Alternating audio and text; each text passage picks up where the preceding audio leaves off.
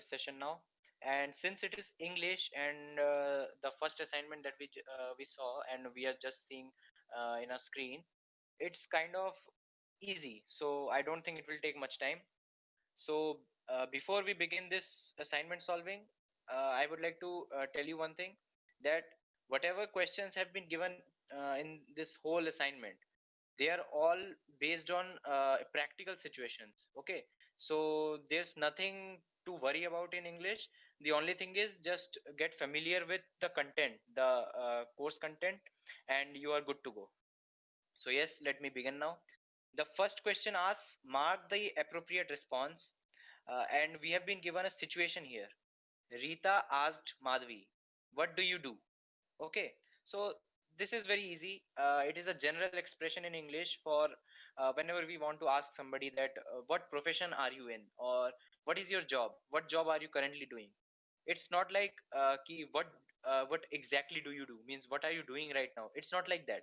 It's like ki, okay, so what thing are you professional at, or what is your job? So in this case, I'm cooking. No, obviously not. That's not a job. It's just what we are doing right now.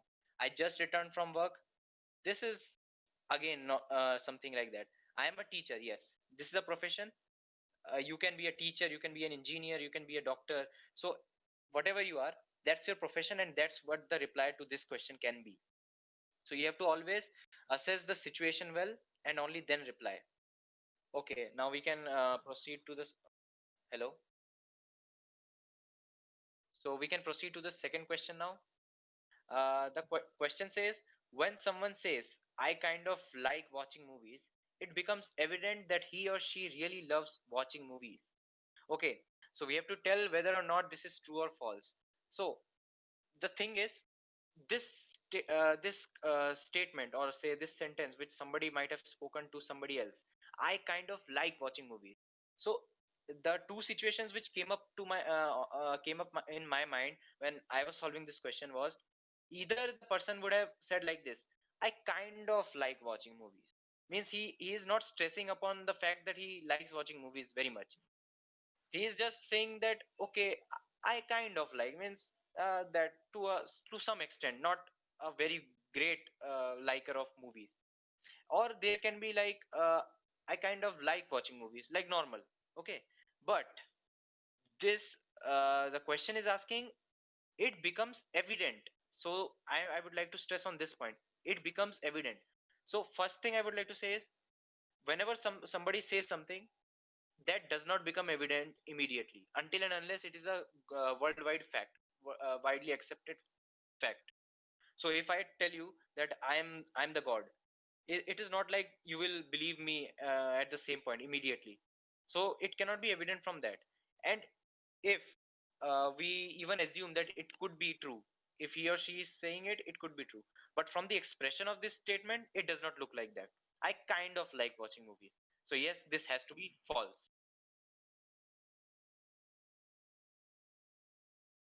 O- Okay. So we can proceed to the third question now. Now this question says, asking someone, what is your job, is considered too direct and awkward by native speakers. Yes, of course. Like we cannot move up to a stranger and ask him, hey, what is your job? It looks really awkward. Like, hey, like somebody is a rickshaw puller. It's not a bad job, but when you ask that person, somebody, that okay, so what is your job, it is like we are sarcastically attacking his status, the social status. Or even if we are asking some very professional person, it looks like, oh, you're challenging me that I'm doing an underrated job, like that. So yes, at in this point of time, I would say that we can refer to the first question, like there it was asked, what do you do? It is kind of a formal way of asking the same thing. Like you saw, Rita asked Madhavi, what do you do? So that is actually what we should have used instead of what is your job. So yes, this statement is going to be true. Now the fourth question, the best way to ask someone about their hobby is, okay, so first of all, without looking at the options, just think in your mind like you're approaching to your friend and you would ask him about their hobby, what they like to do. and what do they do for fun, or what they do in their leisure time. Okay, so how would you ask it? Would it be too direct, like, what are your hobbies, man, tell me?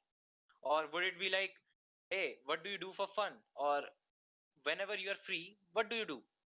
So it should be like the latter one, right? Whenever you are asking somebody what about their hobbies, it should not be direct. It should be, okay, so when I have fun, I do this. So what do you do when you want to have fun? So in that case, both C and D are correct. What do you do for fun, or what do you do in your free time? Yes. So yes, the option number E, which is both C and D, is correct. Now let's proceed to the fifth question. That is, the four skills of language are listening, speaking, reading, and writing. So of course, it is true. It is not fundamental to English only. It is basically fundamental to any language in the world. You can listen to somebody, you can speak to somebody, you can read the things, you can write the things. So of course, it is true. Let's proceed to the sixth question. Choose the correct options. Okay, so we have been given two statements kind of thing here, and we have to tell which of them is correct, which of them is wrong.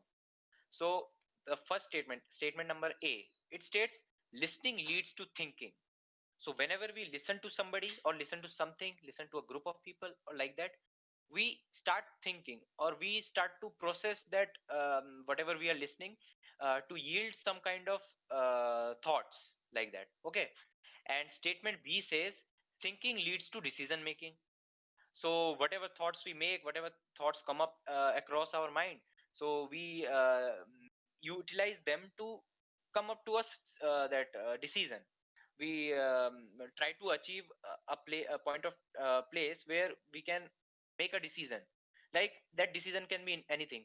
For example, if at this point of time I'm thinking, okay, I have to share my revision process or share my assignment, how I did it, how the questions were. So the ultimate decision that I'm making here is, okay, so I should share it with you guys, or I should tell it here and explain it to everyone, whoever is having any problem.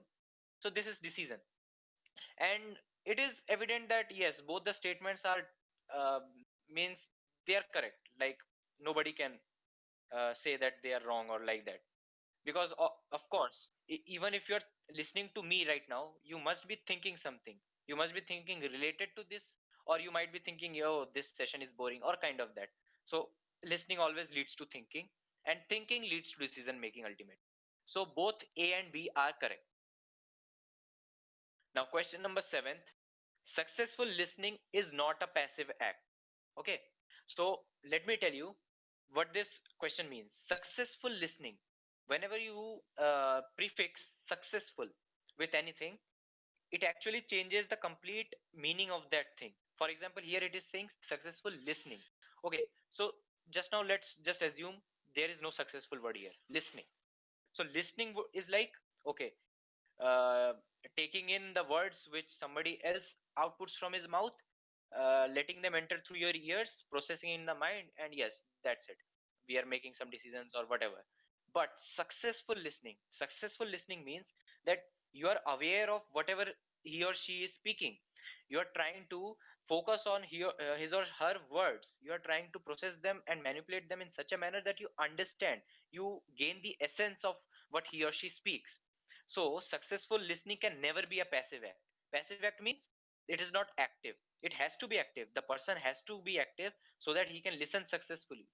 And if you go through any literature books, any famous literature books, or something which guides you through public speaking and listening, you will see that listening should be successful. Means you should try to make your listening skills as successful as you can.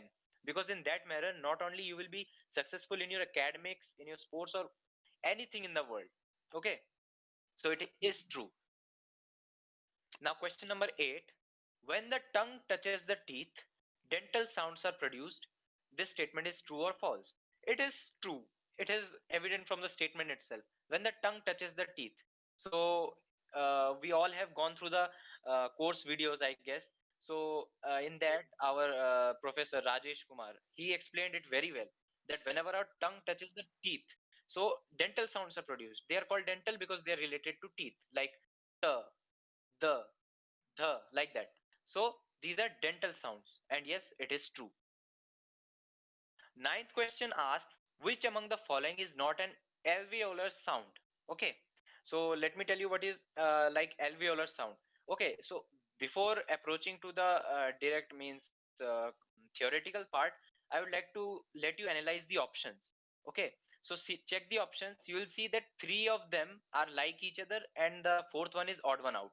So you can directly check it out. Okay, here the first option is t. Okay, the second one is d. The third one is n. Okay, but the fourth one is p.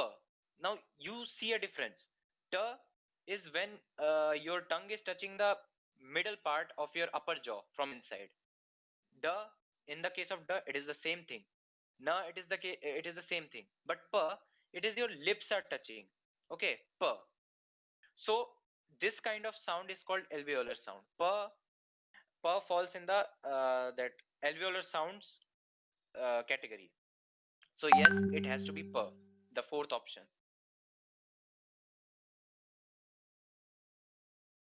Hello, yes. Sorry, it does not fall into that category. Yes, my bad. Sorry. Last question is, many a time the way we write a word in English is different from the way we pronounce it. The statement is obviously true, because whatever we write the spelling, we would assume E to sound like A, but it's not every time. We want U to sound like U, but it's not every time. So it is true. Okay, so the assignment comes to an end, and it was very easy assignment. So I hope you all liked it and understood it well.